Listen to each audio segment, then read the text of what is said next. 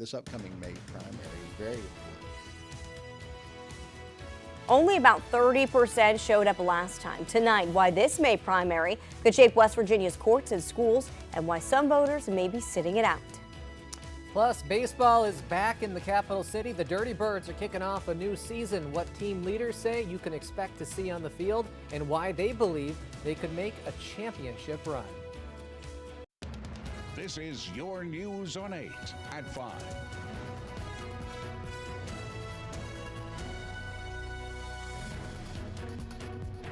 Well, from Charleston to Washington, efforts to tighten voting laws are gaining momentum, but not everyone agrees on whether the changes are necessary. So we've got some team coverage for you tonight. 8 reporter Bailey Tucker will tell us why and what's being done to boost those numbers and why they say voting in the primary really does matter. But first, we're going to 8 reporter Bethany Gerald, who took a closer look at what's changing and the debate behind it. Bethany, what's different this cycle? Both state and federal lawmakers are pushing for requirements aimed at strengthening election security, but critics are questioning if they've gone too far. Here in West Virginia, this will be the first election cycle with the new photo ID law, and down in Washington, they're pushing for something even further, providing proof of citizenship to vote. Supporters say these changes are about trust in elections, but critics argue with little evidence of voter fraud, the focus may be shifting from access to restriction. State leaders say they're taking a preventative approach with more than 15 bills passed in recent sessions. That push doesn't stop at the state level. In Washington, the GOP is pushing the SAVE Act, a proposal that would require proof of citizenship to vote in federal elections. The act is being heavily backed by Shelley Moore Capito, who voiced support for the SAVE Act in a post this week. But in response, some commenters question how widespread the issue really is. One person can make the difference in the laws that we're all going to live by, and we can't take that lightly. According to the Heritage Foundation, there has been no recorded cases of voter impersonation at the polls or non-citizen voting in the state. In total, just 36 voter fraud cases have been documented since 1982, most involving cases of duplicate or ineligible voting, not impersonation. As these laws take effect, the debate continues. How do we balance election security and access to voting? Reporting in Charleston, Bethany Gerald on 8.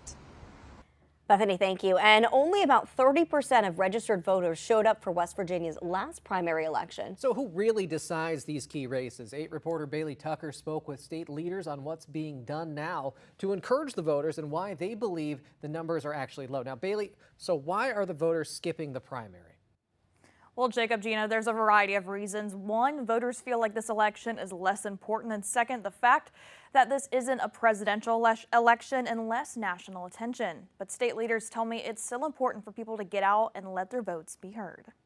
Just over 30% of registered voters participated in West Virginia's last primary election in 2024. And with so few voters actually voting, a small group can have an outsized impact. Democracy works best when there's more participation, and this upcoming May primary is very important. This will be where we decide 2 seats on our Supreme Court of Appeals, 1 seat on the Intermediate Court of Appeals, many seats in our county magisterial districts, in our school board races. West Virginia Secretary of State Chris Warner believes turnout can reflect who's on the ballot and whether voters feel engaged. The turnout is really up to the political parties and, quite frankly, the quality of the candidates that file for office. GOP Party Chair Josh Holstein believes it boils down to awareness, and some voters just pay more attention to the general elections. They may not be as informed that there's an election coming up, or maybe just don't feel that it's important or want to just wait until the general election when it counts in their mind. With the low numbers from the last primary, messaging is pivotal this round. The GOP mailed out flyers saying, quote, only registered Republicans can vote on May 12th. I think it's a mistake to close a primary. That's why the Democratic Party in West Virginia, we're keeping our primaries open. We want unaffiliated and independent voters to request that Democratic ballot. But Holstein says the Republicans' message is being taken out of context and only applies to their primary ballot. What the Democrats aren't being honest about is that just below that and on the front of the document, there is in bold letters, Republican primary. We're talking about the Republican primary here. And again, our entire point here is not to suppress votes. Regardless of party, Warner says there's still a lot at stake elsewhere. The nonpartisan races are all decided in the primary election. So the nonpartisan candidates for school board and state Supreme Court justices, for example, they're on both the Republican ballot, the Democrat ballot. Early voting for the primary begins April 29th with Election Day set for May 12th, and tomorrow is the last day to register to vote or switch parties. Live in the studio, Bailey Tucker on 8. Well, it was a beautiful Monday. Sunshine, blue sky, just a couple fair weather clouds out there, and then you stepped outside and said, whoa, wait a minute, it's not 85 degrees anymore. Even cooler than yesterday was. At least yesterday we made it up to about 60. Today we couldn't even get that high. About 55 in Charleston right now, 57 in Huntington. Couldn't even get to 50 in Craigsville, where it's 48 degrees right now. Elkin's at 46. There's a breeze, although that's going to be settling down as we head through this evening. But with clear skies, the wind dropping off, that's a recipe for a big temperature drop. We dropped into the 40s in a lot of spots last night. A few outlying spots were in the upper 30s. Did have a frost advisory in effect, and you might have covered up your plants and you were like, it's not that cold out here this morning. Tonight's going to be a different deal. Freeze warning is up pretty much area-wide, and I think many of us will be falling to that freezing mark by dawn. So there will be frost, and there will be a freeze. In fact, outlying spots will be in the 20s by dawn tomorrow. So you definitely want to protect any tender vegetation outside before you head to bed. We'll drop quickly into the 40s this evening, down to about 30 by dawn tomorrow, and then we're going to warm up. And we've got 70s on deck for tomorrow afternoon. We'll let you know more about that and the next opportunity for rain coming up in just a bit. Doug, thank you so much. Well, students at Spring Valley High School learned about road safety a little bit today. It's all part of the governor's highway safety program, continuing the Drive to Save Lives tour. Now, international speaker Cara Filler was featured in this one. Filler lost her identical twin sister in a high-speed crash before her 18th birthday, and she's now spent over 20 years working to ensure young drivers understand how important safety and life-saving choices are behind the wheel. Prevention is all about education and awareness, being proactive instead of reactive, which is all we can be when somebody their age becomes a number on a piece of paper. That's a reaction. And we want to limit that or eliminate that. So the tour is currently booking its final remaining slots for the 2026 season. To learn more or to request an available date, please visit carafiller.com. Educators and administrators are encouraged to secure their dates quickly. Well, some of West Virginia's brightest young minds have put their ideas to the test. Mackinac County Schools held a one-of-a-kind event today, a middle school Shark Tank style competition featuring every gifted middle school student at every middle school in the county. The Sharks at the event weren't just teachers, instead local business leaders and owners. Organizers say many of those business leaders are there to give back and help guide the next generation. I started at the age of 17 with a lawnmower and a weed eater, cutting grass, and that ended up having me into the automobile industry once I was able to get to that level. And so what I wanted to do at this point in my life, since I've been in business for over 30 years, is give back to our youth, show them exactly what I've learned over the years, and that's why I'm here. Every kid that competed got at least one board game and a free breakfast item and a snack of pancakes from IHOP. Well, from young entrepreneurs to a community space getting a major upgrade. Work is now underway at the Dumont Tri-County YMCA in Putnam County. Crews broke ground on an expansion to the YMCA facility in Scott Depot. The expansion includes a new 24-hour, two-story wellness area in the front of the aquatic center, as well as a relocation of Child Watch to a bigger area. A new sauna will also be added to the aquatic center. Staff says some areas in the parking lot will not be available because of the work, and the pools will be closed for resurfacing from July 20th to September 9th. Well, from hard hats to home runs, baseball's back in Charleston again, and the Dirty Birds are ready for a big season. The Dirty Birds have a mix of new and returning players with some early signs of strong chemistry and energy.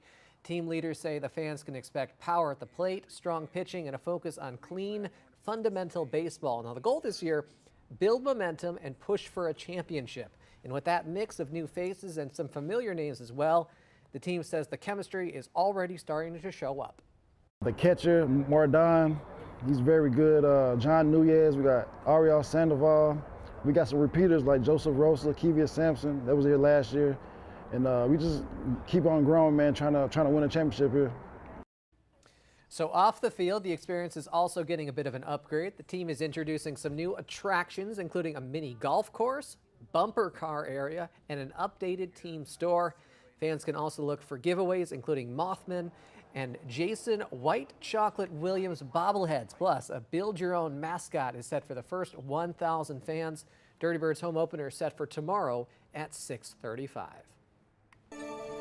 I'm Atra El-Nashar in Washington, where officials are starting to look into the deaths and disappearances of 11 scientists. Why some fear national security is at risk, coming up.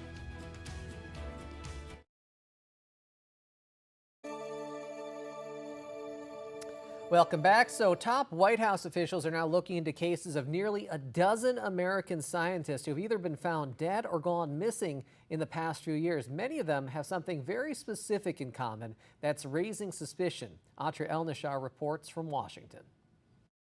11 scientists missing, killed, or found dead over a span of less than 4 years, now getting attention from the President of the United States. I hope it's random, but we're going to know in the next week and a half. And the top investigative committee in the House of Representatives. There's a high possibility that something sinister is taking place here. Oversight Committee Chairman James Comer sending letters Monday to the Pentagon, FBI, NASA, and Department of Energy asking to be briefed on any information they have, saying, if the reports are accurate, these deaths and disappearances may represent a grave threat to U.S. national security and to U.S. personnel with access to scientific secrets. The first case was June 2022 in Huntsville, Alabama, when 34-year-old scientist Amy Eskridge, known for unconventional research on anti-gravity, was found dead from a self-inflicted gunshot wound. The most recent case, 45-year-old Novartis scientist Jason Thomas, whose body was recently found in a Massachusetts lake on March 17th,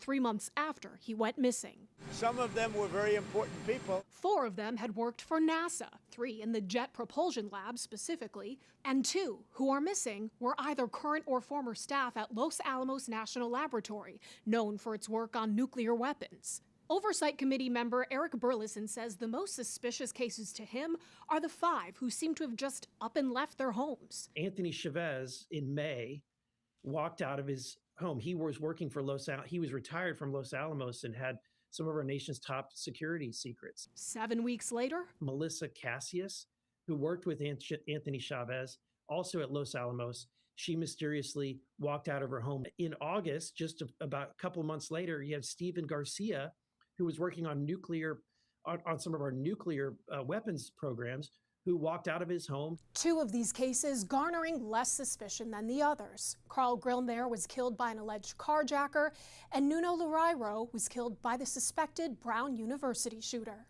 In Washington, I'm Atra El-Nashar.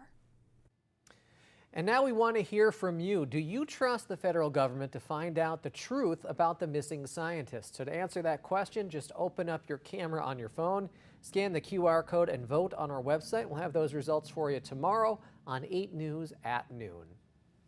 And it looks like you'll need to bring the plants back inside tonight. Doug Harlow is tracking down a cool front that'll impact your morning commute when we return.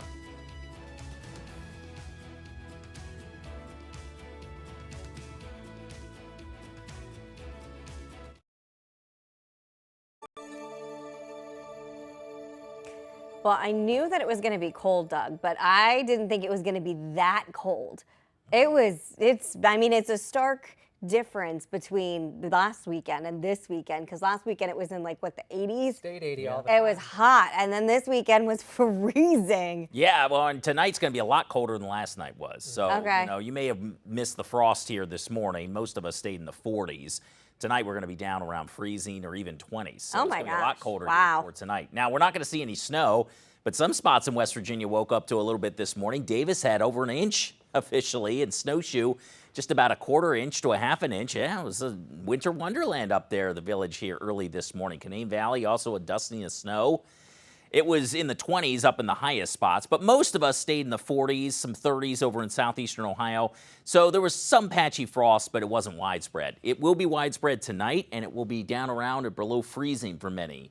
So 31 in Charleston tonight after, mid 40s last night, 32 in Huntington. I've got 20s Oak Hill in Ohio, and I think Oak Hill, West Virginia will also be around 27, 28 degrees, as will Fayetteville, Sutton 27, Athens 27, 26 in Elkins. So it is going to be quite cold out there. Not a record though. Record in Charleston, Huntington's mid-20s. So I don't think we're going to get quite that low, at least not at the official reporting sites. But we're only in the mid-50s here right now. Lower 50s, outlying spots, even 48 in Craigsville. So it is cool out there. If you're in the shade with that breeze, it's chilly. If you're out in the direct sun, it feels pretty nice overall. But of course, we're going to lose the sun here in a couple hours. High pressure is to our north, so calm conditions. There was a front that came through this weekend that brought the cool down with that north wind. The wind is going to relax, though, tonight under that high. But what happens tomorrow is this whole frontal system lifts back to the north as a warm front. A little weak area of low pressure will be traveling by to our north. That'll bring us our next chance for some showers, but not until Wednesday. So tomorrow, we're going to start cold and frosty, but we're going to reach the 70s in the afternoon with a southwest breeze. And the weather looks great for some baseball to kick off in Charleston. But for this evening, yeah, definitely want to bundle up if you're going to be outdoors. We're going to drop into the 40s in short order after the sun sets. We'll be down to the upper 20s and lower 30s by dawn in many spots. Tomorrow, though, we rebound already in the 60s by noon, so that's already warmer than today. And we'll go for the mid-70s in the afternoon here with a southwest breeze. Wouldn't do any burning for tomorrow evening just because of how dry and breezy it's going to be. We'll get some rain, but not until very late tomorrow night, coming in from the north ahead of that low-pressure system. Not very organized, no severe weather is expected, but I think by dawn Wednesday we'll be tracking a few scattered showers coming in from north to south. Could be a rumble of thunder mixed in with that. There's early afternoon on Wednesday, and you can see some of that scattered activity. This is not going to help us out in terms of the lack of rainfall we've generally had. Of course, we got that rain Saturday. Didn't make a huge dent in our drought conditions, though, that are developing. So a couple scattered showers or a thunderstorm on Wednesday. Thursday and Friday's rain chances are very spotty, and we're back into the 80s. In fact, 86 by Friday. I think the best chance for rain coming up over the next week will come Saturday. So it looks a little unsettled there once again. Seems like we're in this Saturday pattern. Showers and storms will be pretty common here during the day there. We could get a ½ inch or more of rainfall on Saturday, and then we'll dry things out. That will push to the south on Sunday, and we'll get back towards 80 degrees Monday, and there may be another round of some storms coming in late Monday into early the following Tuesday. But if we get by the chill this morning, overnight lows will be into the 50s from here on out.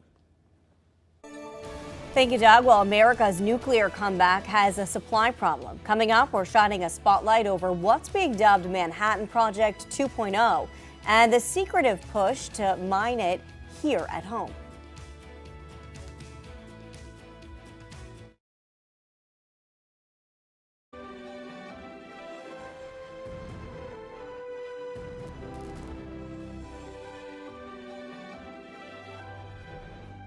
Well, the U.S. is about to power up with new nuclear reactors that the administration says are much needed to meet America's surging demand for electricity. But those reactors will need a lot of uranium, and a lot of it needs to be dug up from the earth. Dwayne Pullman travels to Oregon with more on what could soon be the largest uranium mine in America. This desolate corner of Oregon near Nevada's border hides riches in its rocks. Traveling to it is a tough journey. From rough to rougher. But we make it to the rim of the McDermott caldera, a remnant of an ancient volcano. The view is spectacular. You see gorgeous landscape. What are you seeing? I'm seeing a very important deposit for the future of the country. And that deposit, Mark Mukija says, is a metal that will fuel a nation. It's worth billions. This entire expanse in front of us, just under the surface, is mineable uranium. Correct. There is a lot of uranium there.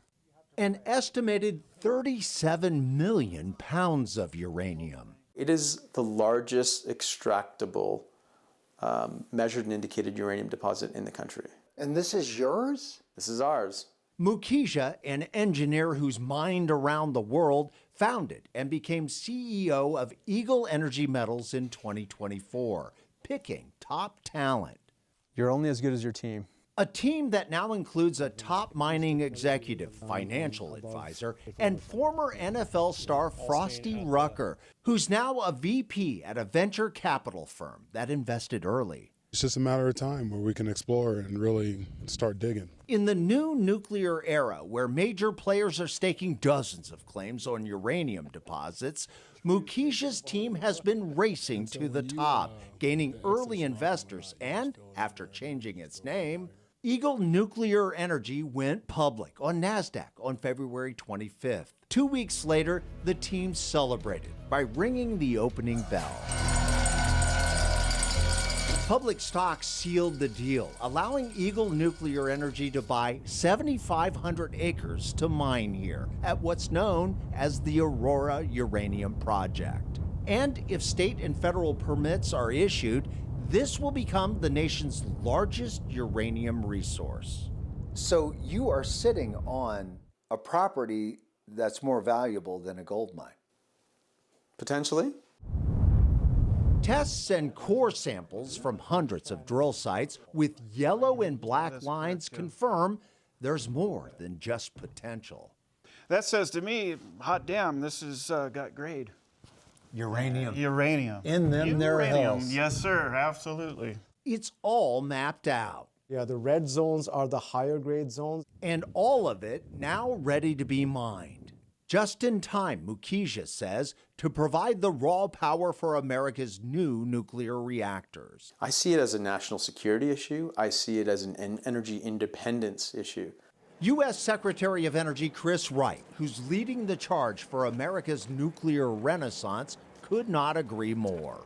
This is an imperative national security issue, yes? Yes, it is. Wright's leading the push for nuclear power by cutting red tape to test and deploy America's new micro and small modular nuclear reactors. We're going to unleash American innovation, American nuclear technology to the betterment of our country and to the betterment of the world, frankly. And the raw ingredient for that renaissance is uranium. It's so important that we rebuild our domestic capability for producing uranium. Eagle Nuclear Energy is developing its own small modular reactor and making plans to refine the uranium it digs up.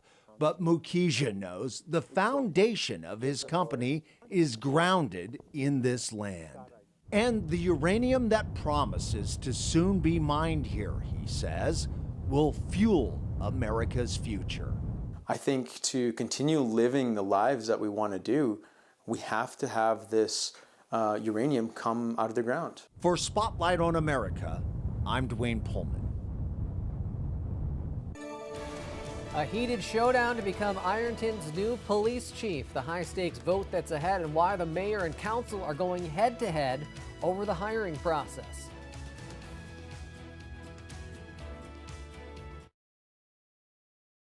Is your news on 8 at 5:30.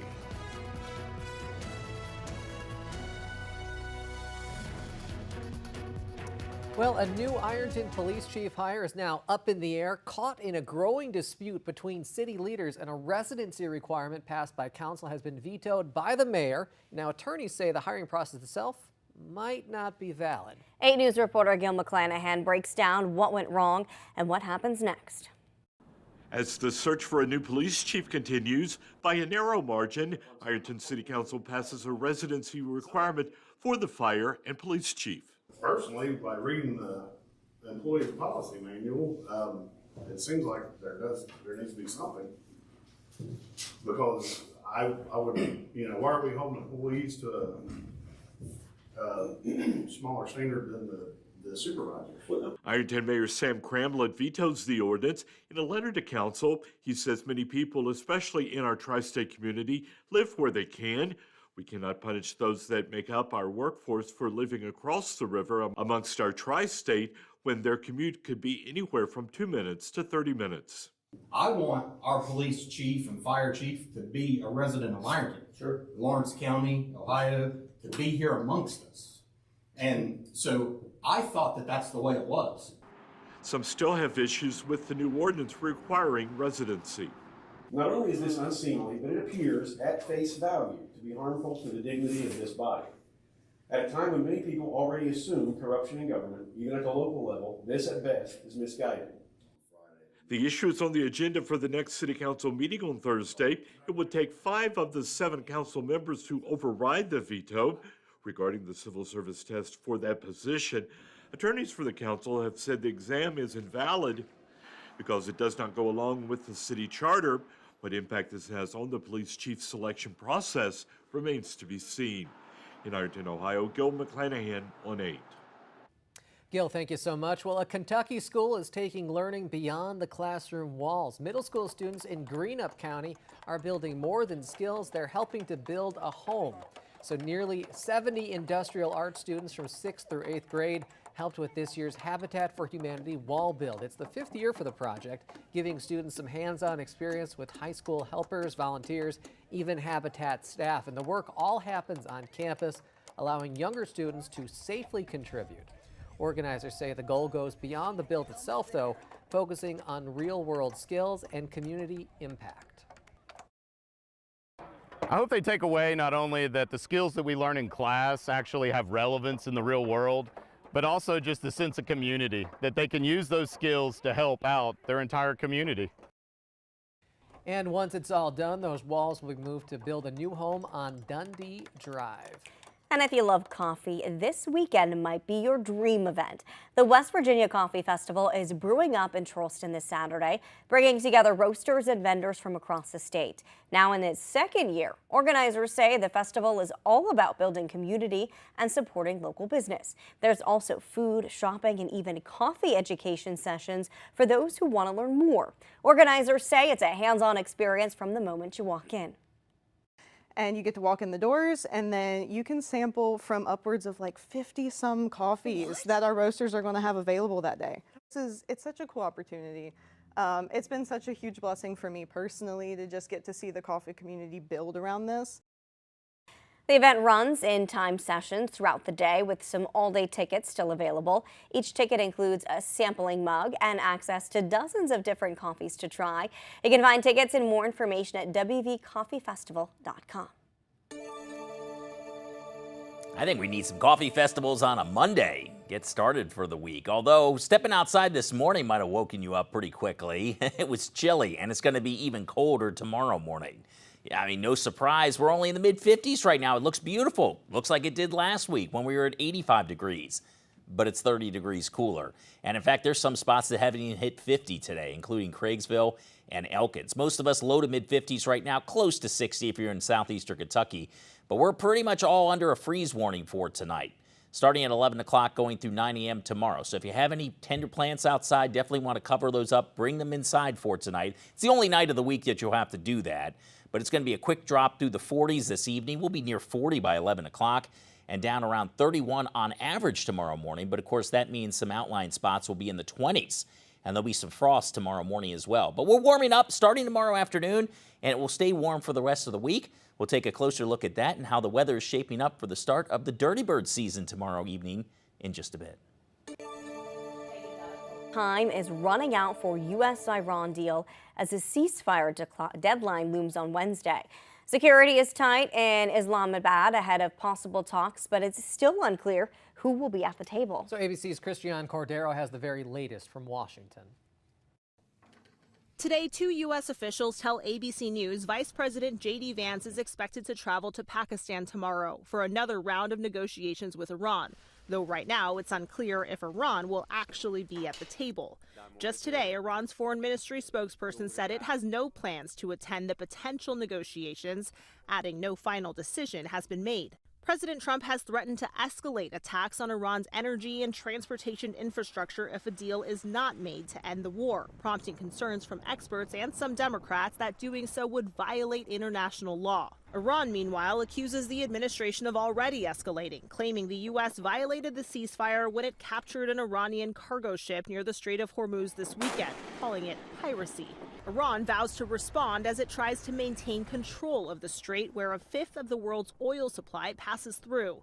The ceasefire has allowed very few ships to navigate the strait, and every attempt to fully reopen it has been short-lived, impacting gas prices worldwide. We briefly saw the national average below the $4 mark over the course of the weekend, but a lot of states likely to start seeing prices again climb here early this week, that due to oil's jump today. The last round of negotiations fell apart with the U.S. asking Iran to pause its uranium enrichment for 20 years, according to a source familiar with those talks, adding Iran only agreed to do so for 5 years. Christiana Cordero, ABC News, Washington. Well, a new kind of therapy is melting hearts. Real lambs helping adults reduce anxiety and boost memory. We show you how it works.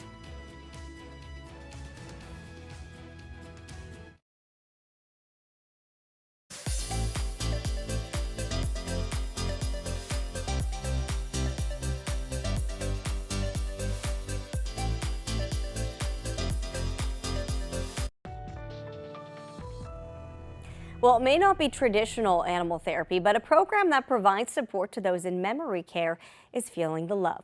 Medical reporter Liz Bonus shows us how.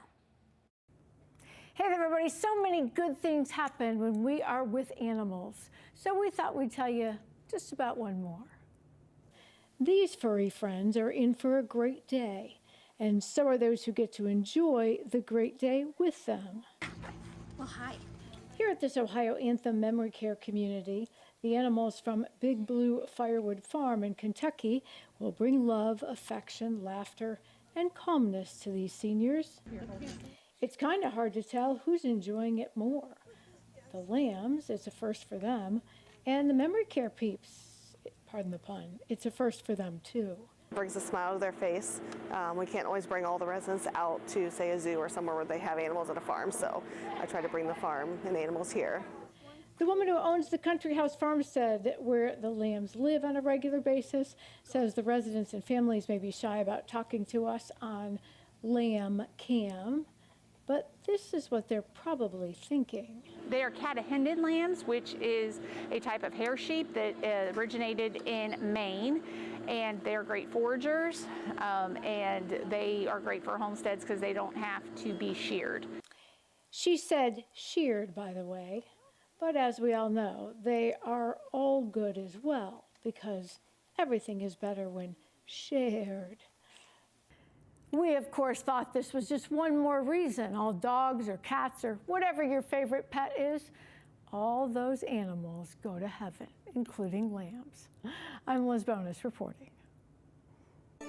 Well, the cooler nights are back. What you need to know about how long this cool down could last.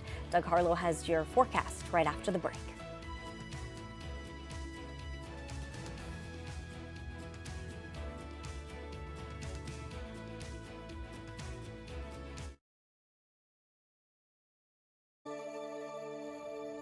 Now it's time for some baseball. Yes, tomorrow evening, Dirty Birds start the season against Lexington, 6:35 first pitch. Weather looks beautiful. Sunshine, temperatures in the low to mid 70s. It'll cool off into the 60s as the game goes on, but it should be very, very nice. Now it's going to start off very cold.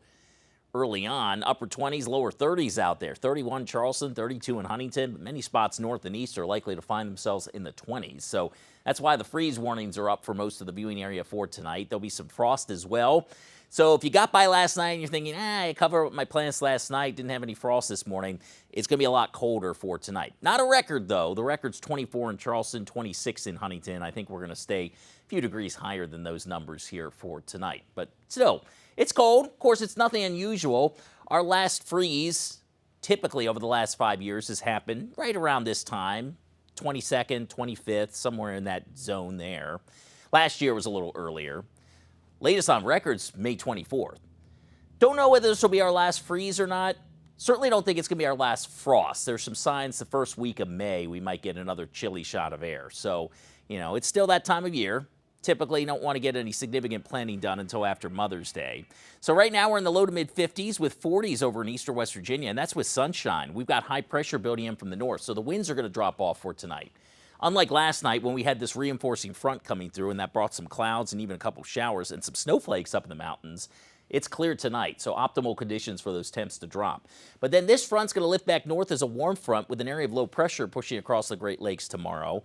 Southwest breeze will kick up, and that's going to send our temperatures from the 30s and 20s into the 70s for the second half of the day.